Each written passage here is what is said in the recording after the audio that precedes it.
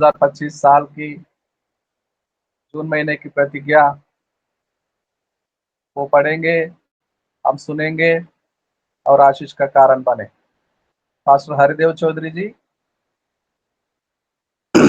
आइए हम लोग पढ़ते हैं। और यदि मैं जाकर तुम्हारे लिए जगह तैयार करूं तो फिर आकर तुम्हें अपने यहाँ ले जाऊंगा कि जहाँ मैं रहूं वहाँ तुम भी रहो। आमीन। आमीन आमीन। आशीष भरा प्रतिज्ञा पढ़े जाने के लिए प्रभु को महिमा मिले और पास्टर जी को धन्यवाद। भरतलाल पास्टर जी जय मसीह की। लालसा बहन जय मसीह की। पास्टर हीरालाल मरावी जय मसीह की। पास्टर हरिंदर राम जय मसीह की। पास्टर इंद्रासन राय जी जय मसीह की। जगजीवन कुमार जी जय मसीह की। मदन कुमार जी जय मसीह की। पास्टर प्रमोद कुमार जी जय मसीह की। जय मसीह की सर, जय मसीह की। संगीता बहन जय मसीह की। और साजन कोशी सर, आपको भी जय मसीह की। आइए मेरे साथ सीतामढ़ी बिहार में चलते हैं, जहां से प्रभु के अच्छे दास हैं प्रमोद कुमार जी। वो सुनाएंगे संदेश को आज के लिए, और हम सीखने के लिए तैयार हैं, सीखेंगे। प्रभु के अनुग्रह सिंहासन के करीब जाते हैं और नम्र अच्छे चेले बनते हैं। उनके मुखांतर से, पास्टर जी के मुखांतर से आत्मा के आवाज को पहचानते हैं। पास्टर जी आपका स्वागत है। पास्टर प्रमोद कुमार जी आपका स्वागत। आइए, सबसे पहले परमेश्वर को धन्यवाद और गूगल मीट में जुड़े हुए सभी प्रभु के दास और दासियों को प्रभु यीशु ख्रिस्ट के नाम में जय मसीह। हम लोग भजन संहिता 37 के 5 पद एक जन कोई पढ़ देंगे।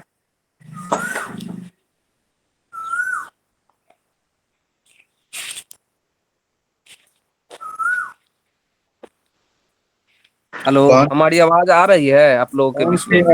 कौन सी अध्याय पढ़ना है सर? भजन संहिता भजन संहिता 37 का 5 पद।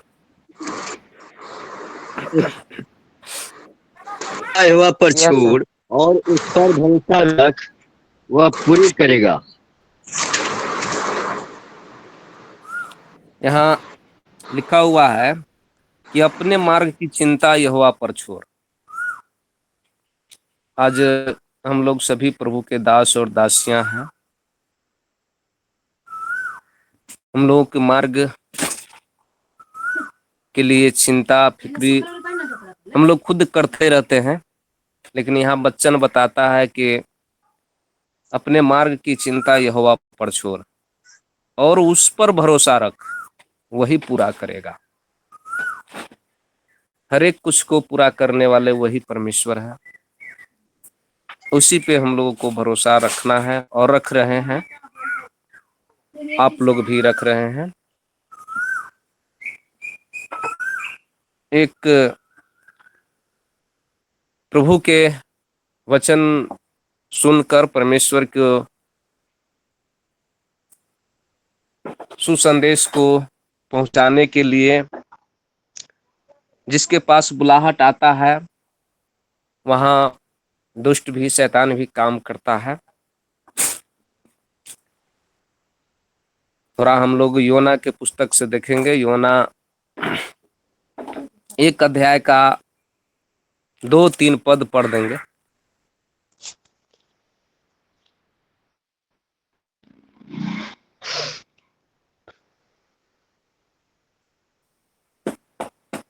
कितना बोला पास्टर जी?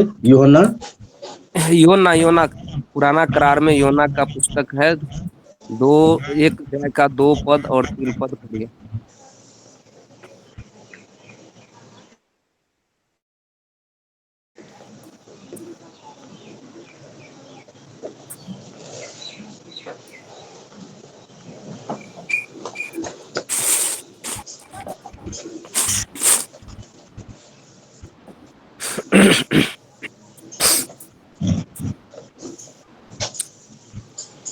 आइए हम खुद ही पढ़ लेते हैं।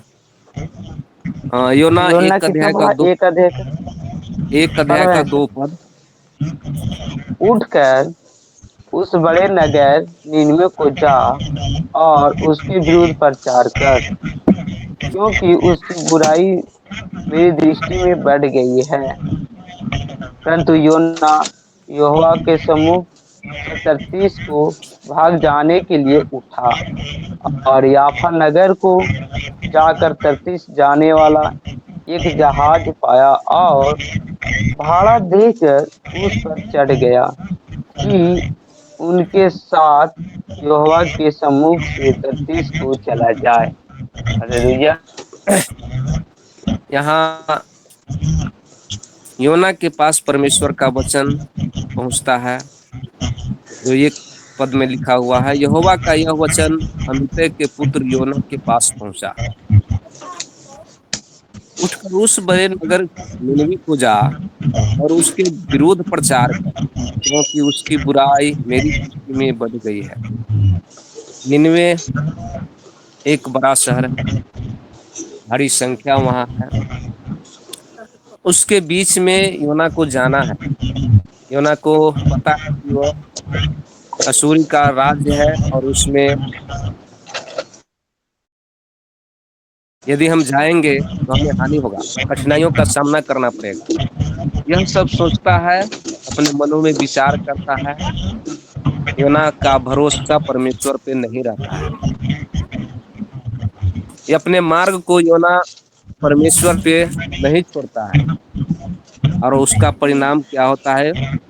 योना तर्शीश की ओर, जहां निनवे का दर्शन मिला हुआ है, और वो योना कहाँ जा रहा है? तो तर्शीश की तरफ एक जा रहा है। मिनट सर, एक मिनट माफ कीजिएगा। हरदेव चौधरी जी अपना माइक बंद कर लीजिए, डिस्टर्ब हो रहा है।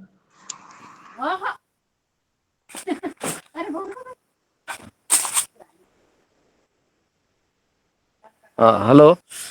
तो योना को जो परमेश्वर ने दर्शन दिया, परमेश्वर ने जो आज्ञा दिया, उस आज्ञा के अनुसार न चल करके उसके विपरीत वो चल दिया और तर्शीश की तरफ वह जाने के लिए उठा, और याफा नगर को जाकर तर्शीश जाने वाला एक जहाज पाया, और उसको एक जहाज भी मिला, और उस जहाज में वह चढ़ जाता है, बैठ जाता है भाड़ा दे करके। जो परमेश्वर का दर्शन नहीं था, जहां परमेश्वर ने जाने के लिए नहीं बोला था, वहां योना जाना मन बना लेता है और चल भी देता है। वहां जब जाता है, समुद्र में आंधियां आती है,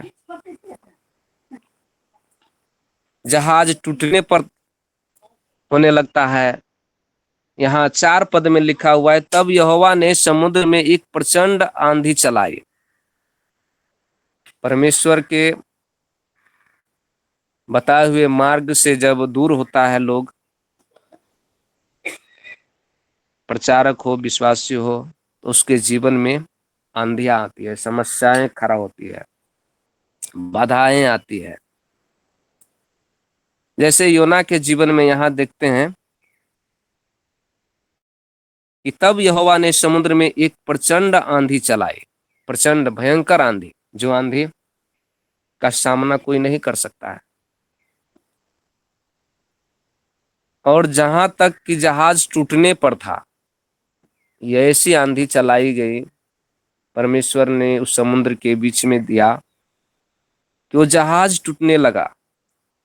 अब उसमें जितने भी मलाह है, जितने भी व्यापारी लोग हैं, सब भयभीत हो गए। जो 5 पद में देखते हैं कि तब मलाह लोग डर कर अपने अपने देवता की दुहाई देने लगे। उस आंधी को देख करके जितने भी मलाह लोग थे, उसमें व्यापारी थे, उस सब के सब डर करके क्या करने लगे, तो अपने देवता को दुहाई देने लगे, और जहाज में जो व्यापार की सामग्री थी उसने समुद्र में फेंकने लगे कि जहाज हल्का हो जाए। वहां उसमें बैठे हुए जितने भी यात्री थे, व्यापारी लोग, वो सब अपना सामान भी फेंक रहा है कि जहाज हल्का हो जाए। ये मनुष्य का विचार है। परंतु योना जहाज के निचले भाग में उतरकर सो गया था।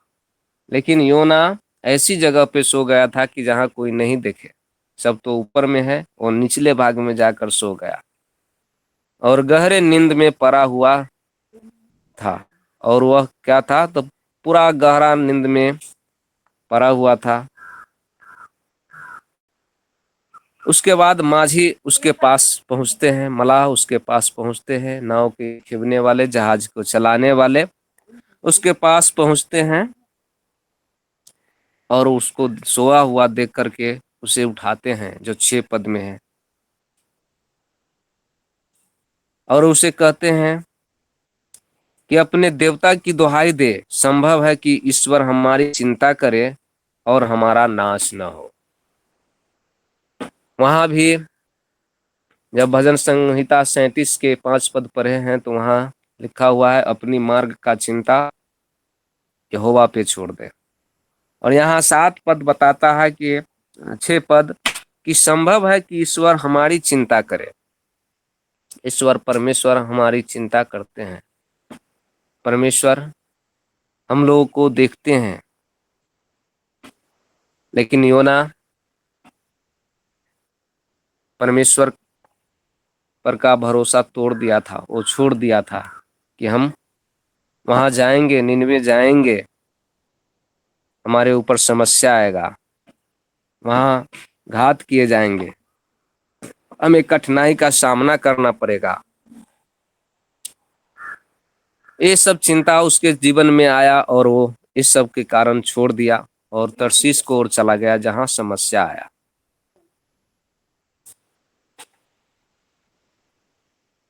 तब उन्होंने आपस में कहा, आओ हम चिट्ठी डालकर जान ले कि यह विपत्ति हम पर किसके कारण पड़ी है। अब वहां जितने भी लोग हैं सब के सब आपस में चिट्ठी डालना शुरू किया कि चिट्ठी डालकर जान लेंगे कि यह किसके ऊपर पड़ा है, किसके कारण से हुआ है। और चिट्ठी योना के नाम निकलता है, जो 7 पद बताता है। चिट्ठी योना के नाम निकली, और जब चिट्ठी योना के नाम निकलता है तब उन्होंने उससे कहा, हमें बता कि किसके कारण यह विपत्ति हम पर पड़ी है। तेरा उद्यम क्या है, तू कहां से आया है, तू किस देश और किस जाति का है।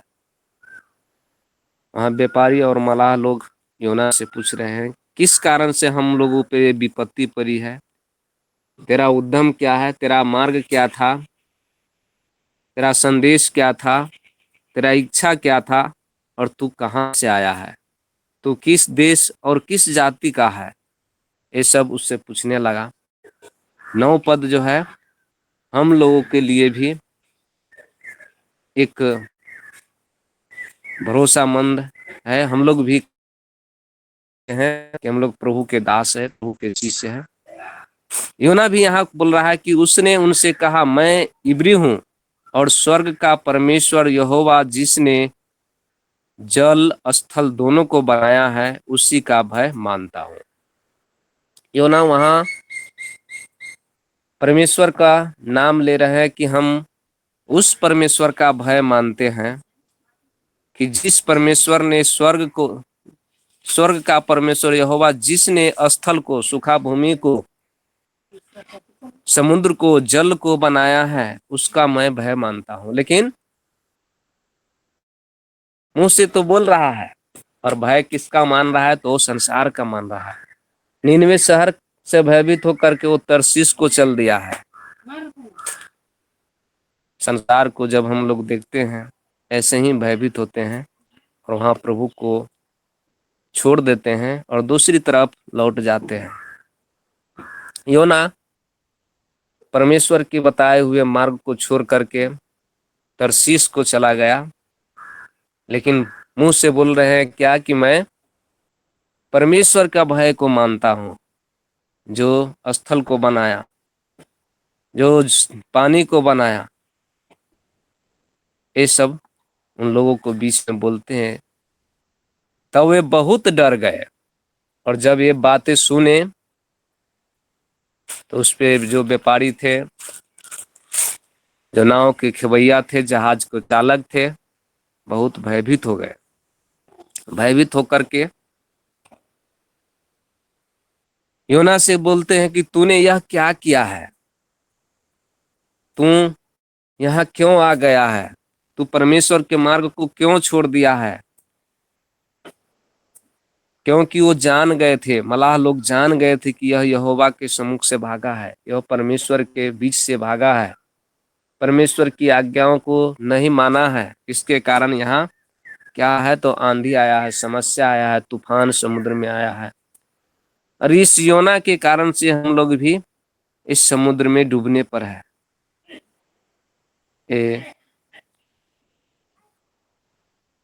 उसमें का व्यापारी सब, जहाज का व्यापारी सब, और मलाह भी डर गए थे, भयभीत हो गए थे। उसके बाद योना मलाह लोग से बोलते हैं कि मुझे उठाकर समुद्र में फेंक दे, जो 12 पद में लिखा है कि मुझे उठाकर अब क्या कर, तो समुद्र में फेंक दे, तब समुद्र शांत पड़ जाएगा, क्योंकि मैं जानता हूं कि यह भारी आंधी तुम्हारे ऊपर मेरे ही कारण से आई है। अब योना को वहां पछतावा होता है कि यह जो आंधी आया है मेरे ही कारण आया है, और मेरे वजह से इस जहाज में जितने हैं सब डूब रहे हैं, डूबने पर हैं, मरने पर हैं। और योना अपने आप को समुद्र में फेंकने के लिए मलाह को और व्यापारी को सबको बोलते हैं। और वहां समुद्र में योना को फेंक भी दिया जाता है। योना समुद्र में जाता है, लेकिन वहां डूबता नहीं है, क्योंकि परमेश्वर का मार्ग कुछ और था। परमेश्वर योना से कुछ कराना चाहते थे। योना के जीवन से परमेश्वर का जो उद्देश्य था वो पूरा होना था। अब वहां यहोवा ने एक बड़ा सा मछ ठहराया था योना के लिए, कि योना को निगल ले, और योना उस महामच्छ के पेट में 3 दिन और 3 रात पड़ा रहा। जो 17 पद में है कि यहोवा ने एक बड़ा सा मत्स्य ठहराया था कि योना को निगल ले, और योना उस महामत्स्य के पेट में 3 दिन और 3 रात पड़ा रहा। मगरमच्छ के पेट में कोई नहीं बचता है, जिसे मगरमच्छ निगल ले उसे मगरमच्छ बाहर नहीं निकलता है। लेकिन इस मगरमच्छ को, इस महामच्छ को परमेश्वर ने भेजा था, और परमेश्वर का भेजा हुआ महामच्छ था, वो योना को सुरक्षा के लिए था। और 3 दिन 3 रात योना मगरमच्छ के पेट में पड़ा रहा। जब मगरमच्छ के पेट में योना पड़ा हुआ था, जीवित था, तब योना ने उसके पेट में से अपने परमेश्वर यहोवा से प्रार्थना करने को कहा, करके कहा।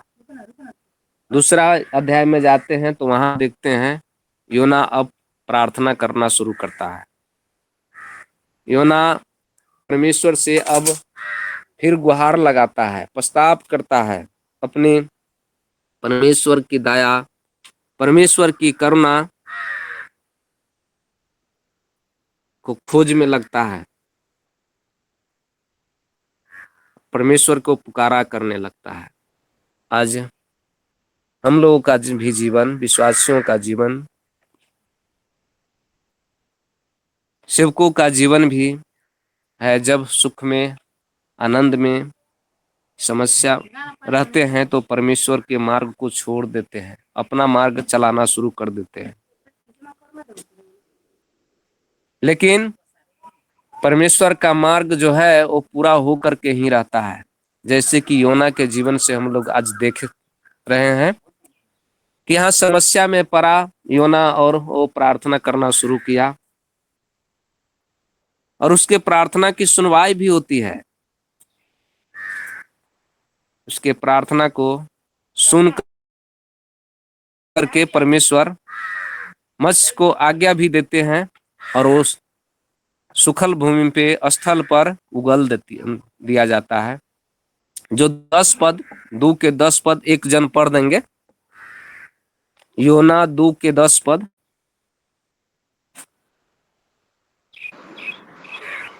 तब यहोवा ने मत्स्य को आज्ञा दी और उसने योना को स्थल पे उगल दिया। आमीन। हालेलुया। भैया को धन्यवाद पढ़ने के लिए। यहाँ 10 पद में योना का जो पछतावा था, योना का जो प्रार्थना था, उसको सुन करके परमेश्वर मत्स्य को आज्ञा देते हैं और योना को स्थल पर उगल देता है। सुखल भूमि पे पानी में से मत्स्य बाहर निकाल देता है,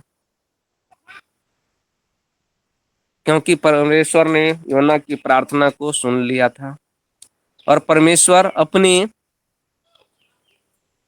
जो दर्शन योना को दिया था उसको पूरा करना चाहते थे। परमेश्वर योना को के जीवन के द्वारा काम करना चाहते थे। अब यहाँ योना आज्ञा मानने के लिए अब तैयार हो जाते हैं। जो 3 अध्याय में हम लोग जाएंगे और 3 अध्याय को देखेंगे। जो 3 अध्याय का 1 पद में लिखा हुआ है, तब यहोवा का यह वचन दूसरी बार योना के पास पहुंचा। और फिर वही वचन योना के पास दूसरी बार पहुंचता है।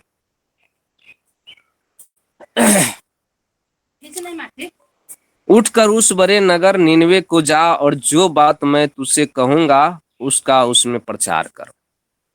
फिर परमेश्वर यहाँ नीनवे शहर जाने के लिए योना को दर्शन देते हैं दूसरी बार और बोलते हैं, जो मैं बताऊंगा, जो मैं तुझे कहूंगा उसी को प्रचार वहां कर। तब योना यहोवा के वचन के अनुसार नीनवे को गया। नीनवे एक बहुत बड़ा नगर था। बाइबल बताती है कि नीनवे का संख्या लगभग 1,20,000 के आसपास में था, जो आगे चल के हम लोग देखेंगे। और बहुत बड़ा नगर था। योना नगर में प्रवेश करता है। योना नगर में प्रवेश करके 1 दिन की यात्रा पूरी भी कर लेती है। उसके बाद प्रचार करता गया। अब 40 दिन के बीतने पर नीनवे उलट दिया जाएगा। वहां उसके विरोध में प्रचार उसे करना था कि नीनवे शहर जो है 40 दिन में क्या होगा, तो उलट दिया जाएगा। इस शहर में अब विनाश आएगा। ये शहर नहीं बचेगा, क्योंकि यहाँ परमेश्वर के नजर में यहाँ के लोग बहुत बुरा हो गया है। जो 5 पद में एक जन पढ़ देंगे भैया, 3 के 4 5। 4-5 पढ़ना है। जी जी। योना ने नगर में प्रवेश करके 1 दिन की यात्रा पूरी की और यह प्रचार करता गया। अब से 40 दिन के बीतने पर नीनवे उलट दिया जाएगा। तब नीनवे के मनुष्यों ने परमेश्वर के वचन की प्रतीति की और उपवास का प्रचार किया गया और बड़े से लेकर छोटे तक सबों ने टाट ओढ़ा। आमीन। हालेलुया। यहाँ 4 पद बताता है कि योना उस निनवे शहर में जाकर के 40 दिन बीतने के बारे में बता रहे हैं कि 40 दिन बीतने पर निनवे उलट दिया जाएगा। यहाँ निनवे अब नहीं बचेगा, इसका नामो निशाना मिट जाएगा। ये बातें निनवे के मनुष्यों के बीच में परमेश्वर के वचन पहुंचता है और वो लोग विश्वास प्रतीति यानी विश्वास वचन पे करता है और उपवास सहित प्रचार करके वहां बड़े से लेकर छोटे तक सभी ने टाट ओढ़ लेता है और उपवास सहता है, उपवास करता है। और इसके बाद यह समाचार वहां के राजा के पास भी पहुंचता है, जो 6 पद में है। तब यह समाचार निनवे के राजा के कान में पहुंचा और उसने सिंहासन पर से उठ अपने राजकीय वस्त्र उतार टाट ओढ़ लिया और राख पर बैठ गया। उसके बाद राजा के पास भी यह समाचार संदेश पहुंचा कि 40 दिन बीतने वाला है। जब हम लोग अपने पूरे कामों से अपने आप को नहीं बदलेंगे, नहीं मन फिराएंगे, तो निनवे शहर उलट दिया जाएगा, यहाँ विनाश आएगा, क्योंकि यहोवा परमेश्वर का क्रोध भड़कने वाला है। और यह सुनकर यहोवा परमेश्वर का भय मानता है और राजा भी क्या करता है, तो सिंहासन को छोड़ देता है, अपने राजगद्दी को छोड़ देता है, राजकीय वस्त्र सब उतार देता है और टाट ओढ़ लेता है, चट्टी ओढ़ लेता है और कहाँ बैठता है, राख पर बैठता है, घुरे के ऊपर बैठता है कि अब मैं कुछ भी नहीं हूँ, मैं शून्य हो गया हूँ, मैं जीरो पे हूँ। ये सब कह करके ओ राजा वहां पछताव करता है और परमेश्वर की ओर लौटता है। 7 पद, राजा ने प्रधानों से सम्मति लेकर निनवे में इस आज्ञा की ढिढोरा पिटवाया। अब राजा केवल ही बैठ करके नहीं रहा, लेकिन राजा क्या किया, तो पूरे राज्य में मनुष्यों के बीच में ढिढोरा पिटवा दिया।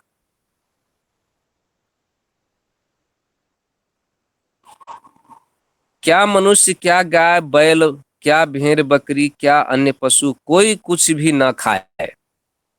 अब मात्र मनुष्य के लिए ही नहीं, लेकिन राजा जानवरों सब के लिए, पशुओं सब के लिए चारा बंद करवा दिया करने का एक सूचना, ढिढोरा संदेश अपने राज्य में पहुंचाया, क्योंकि यह उसके हृदय से पछतावा हुआ, परमेश्वर का भय उसके हृदय में आया। और जो 7 पद है कि पशु को भी न खाए और न पानी पिए। परमेश्वर के भय के कारण उस क्रोध से बचने के लिए राजा पूरा ढिढोरा पिटवा दिया और वहां के मनुष्य लोग किया भी, जो 8 पद में हम लोग देखेंगे। 8 पद भैया पढ़ देंगे। मनुष्य और पशु दोनों टाट ओढ़े और वे परमेश्वर की दुहाई चिल्ला चिल्ला कर दें और अपने कुमार्ग से फिरें और उस उपद्रव से जो वे करते हैं पश्चाताप करें। आमीन आमीन। अब यहाँ 8 पद में क्या है कि मनुष्य और पशु दोनों टाट ओढ़े, ऐसा संदेश राजा पूरे राज्य में भिजवा दिया। और जितने भी उस राज्य के लोग थे सब चिल्ला चिल्ला कर अपने कुमार्ग से फिरे और पूरा हृदय से पछतावा करे। और यह करके कि संभव है, जो 9 पद है कि संभव है परमेश्वर दया करे और अपनी इच्छा बदल दे और उसका भरा हुआ कोप शांत हो जाए और हम नष्ट होने से बच जाए। वहां विनाश कारी जो समस्या आने वाला था उससे बचने के लिए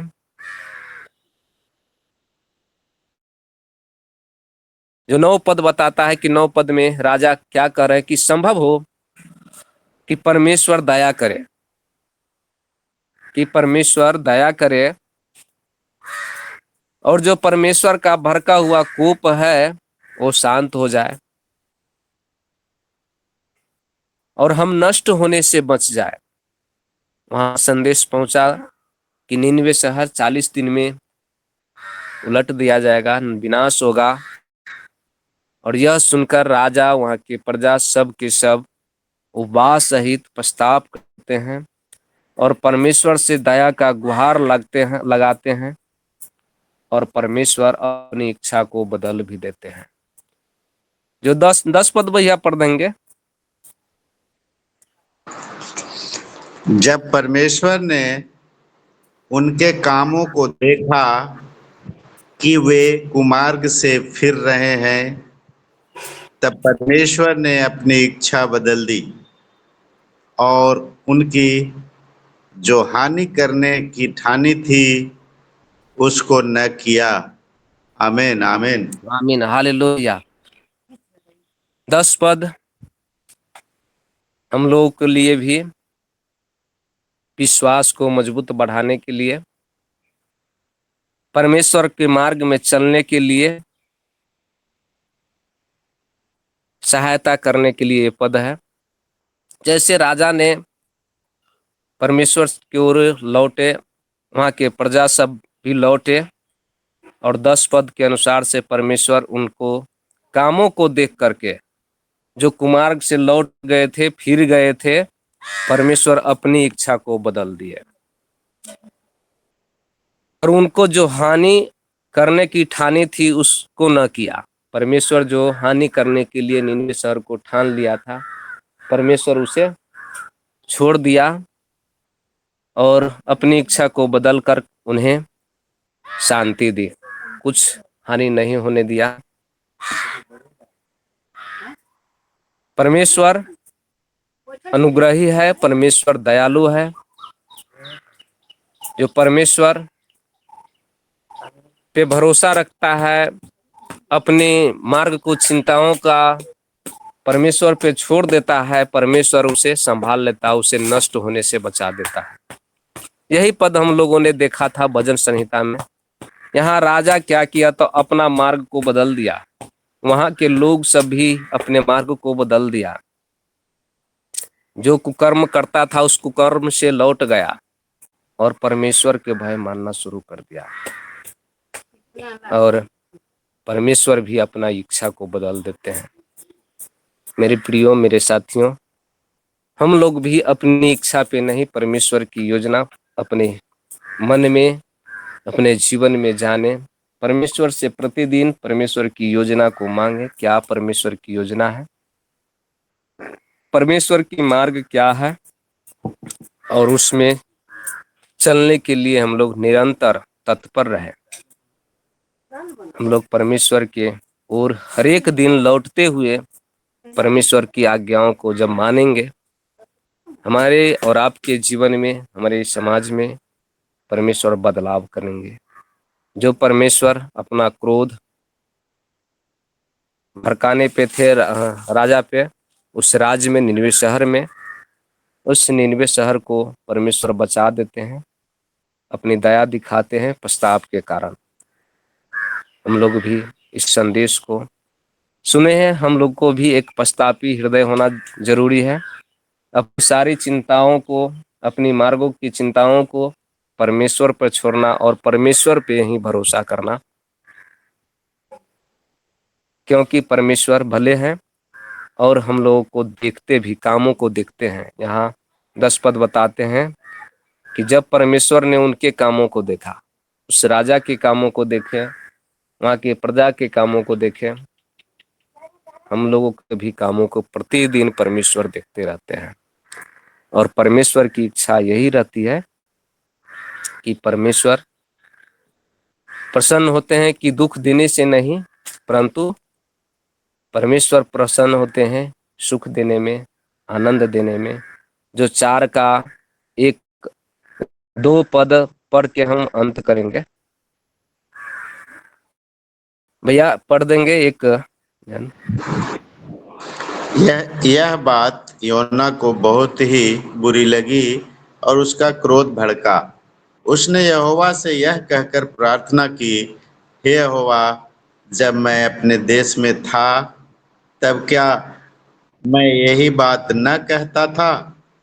इसी कारण मैंने तेरी आज्ञा सुनते ही तर्तीस को भाग जाने के लिए फुर्ती की, क्योंकि मैं जानता था कि तू अनुग्रहकारी और दयालु परमेश्वर है और विलंब से कोप करने वाला करुणा निधान है और दुख देने से प्रसन्न नहीं होता। आमीन आमीन। हालेलुया। यहाँ परमेश्वर का वचन जो है, योना भी बोल रहा है कि 4 अध्याय के 2 पद के अंतिम भाग में जब देखेंगे तो वहां परमेश्वर को बोल रहे हैं कि तू दुख देने से प्रसन्न नहीं होता। परमेश्वर का इच्छा ये है कि कोई दुखी नहीं रहे। परमेश्वर दुख देने में की इच्छा नहीं रखते हैं और प्रसन्न भी नहीं होते हैं। जब हम लोग दुख में रहते हैं, समस्या में रहते हैं, तो परमेश्वर भी दुखी होते हैं, वो खुशी नहीं होते, वो प्रसन्न नहीं होते हैं। क्योंकि परमेश्वर, हम लोग अपराध तो करते हैं, हम लोग गलती तो करते हैं, लेकिन परमेश्वर विलंब से कोप करते हैं। जब हम लोग का अपराध अति अधिक होता है, उसके बाद परमेश्वर क्रोध करते हैं, कोप करते हैं, जो 2 पद बताता है। तो आइए इस वचन के यहीं पर हम विराम देंगे। आगे का समय पास्टर जी को, जो धराज सर को देते हैं। मेरे लिए भी सर प्रार्थना कीजिएगा कि मैं परमेश्वर के मार्ग में हमेशा चलता रहूं, अपनी चिंताओं को, अपने मार्गों को परमेश्वर पे सौंप करके आगे बढ़ता रहूं। जो भी सेवकाई है उसमें आगे बढ़ता रहूं। आप लोगों से ये मेरा एक प्रार्थना का विषय भी है। आप लोग प्रार्थना कीजिएगा। मैं विश्वास करता हूं आप लोग सारे लोग मेरे लिए प्रार्थना करते रहते हैं और परमेश्वर का अनुग्रह है कि आज इस सभा में आप लोगों के बीच में इस वचन को बांटा और आप लोगों ने भी बहुत ध्यान पूर्वक इस वचन को सुना भी। सभी के जीवन में परमेश्वर आशीष दे। आमीन। आमीन आमीन। पास्टर जी, आपको बहुत बहुत धन्यवाद। जरूर आपके लिए प्रार्थना करेंगे। हम जितने भाई बहन आज उपस्थित हैं, वो सब आपको, आपके लिए प्रार्थना करेंगे। 40 दिन निनवे शहर को उलट देने के लिए मोहलत मिला। क्या परमेश्वर पहले से जानता था? 1,20,000 आबादी निनवे शहर में था। भले इज़राइल से लगातार निनवे शहर वाले, सीरिया वाले युद्ध करते थे और हरा भी देते थे, परमेश्वर के अपने लोगों को हरा देने वाला 1,20,000 मनुष्यों को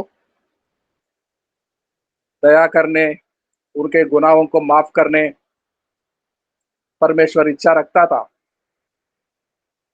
पहले से जानता था। इसलिए 40 दिन का मोहलत दिया। उन पर दया करे, यदि मन फिराए तो क्षमा करे, जानों को बख्शे। इसलिए परमेश्वर पहले से जानता था, एक भी मनुष्य को खोना नहीं चाहता, नाश होने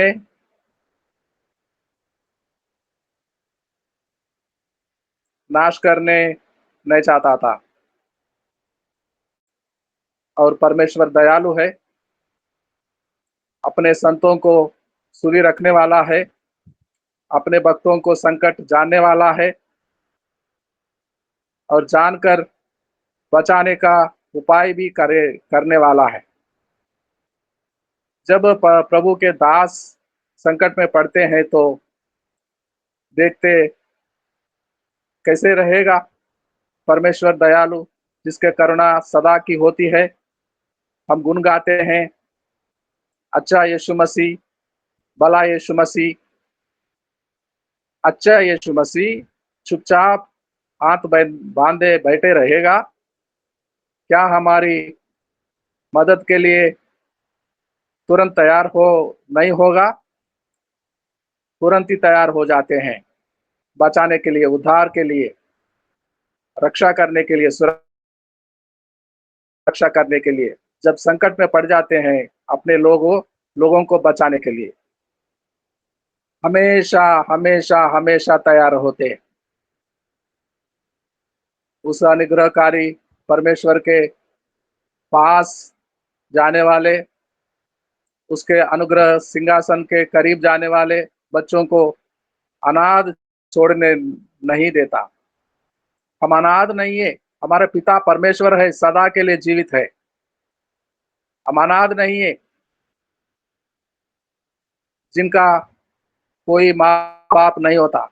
हमारा बाप, हमारे माँ स्वर्गलोक में है और वो जीवित है।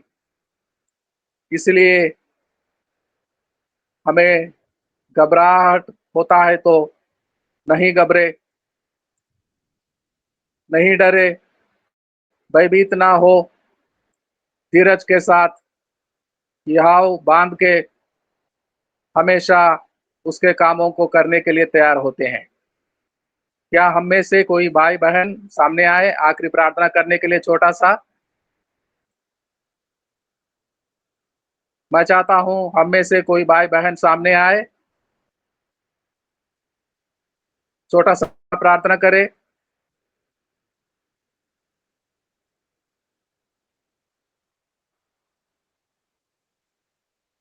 नाम लेना पड़ेगा, नाम लेकर बुलाना पड़ेगा। या प्रेज द लॉर्ड। धन्यवाद प्रभु। सुंदर सुबह में प्रवेश दिया पिता परमेश्वर, बीते हुए जीवन में यहाँ तक संभाल कर आज इसी जीवन के साथ मसीहत का पदार्पण पिता परमेश्वर हम सबको मिलने पा रहा है। पिता, हम उन योग्यताओं को लेकर तमाम आशीषों के साथ चल रहे हैं प्रभु। धन्यवाद, धन्यवाद। वचन की गूढ़ बातों को निरंतर जानने के लिए, उसको मानने के लिए और उस पर बने रहने के लिए हमें तैयारी दीजिए प्रभु। हर एक बात से पिता आपका और सिर्फ आपका नाम प्रमाणित और सिद्ध हो। आगे के समय को हम आपके हाथ में देते, अनुग्रहित कर ले प्रभु। हर एक बात में पिता उबरने की स्थिति दीजिए पिता। आशान्वित जीवन जीने के लिए हमें वो तैयारी दीजिए। हम आप में निरंतर बने रहे। आदर और महिमा के साथ प्रार्थना को प्यारे प्रभु यीशु मसीह के नाम से मांगते, आमीन, आमीन, आमीन। आमीन, आमीन। ज्योति हरी फिर से सामने आए बेटी, अपना वोट ऑफ थैंक्स को सुनाए। जी सर, सभी को जय मसीह। धन्यवाद देते हैं प्रार्थना के लिए विश्वनाथ प्रसाद सर को, जिन्होंने भी भजन गाया, उनको सुंदर से भजन के लिए धन्यवाद देते हैं। धन्यवाद देते वचनों को पढ़े जाने के लिए मदन कुमार सर को, विश्वनाथ प्रसाद सर को, हरिदेव सर को और जगजीवन सर को। धन्यवाद देते सुंदर से प्रचार के लिए प्रमोद सर को, और आखिरी प्रार्थना के लिए धन्यवाद देते साजन कोशी सर को और धनराज सर, उनकी पूरी टीम को। धन्यवाद। जय मसीह।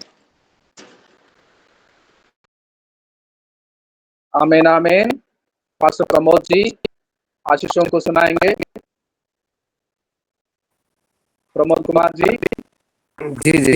अब हमारे पिता का प्रेम, प्रभु यीशु क्रिस्ट का अनुग्रह, पवित्र आत्मा का सहभागिता हमारे बीच में, कलीसियाओं के बीच में, इंट के माध्यम से जुड़े हुए हर एक सत्संग के बीच में, विश्व व्यापी कलीसिया के बीच में, जब जब तक यीशु की आगमन नहीं हो तब तक होती रहे। आमीन, आमीन, आमीन।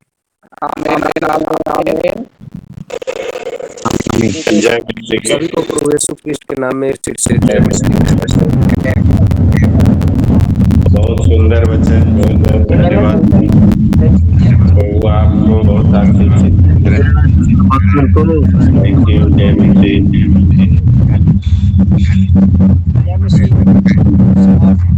जय मसीह। जय मसीह। जय मसीह।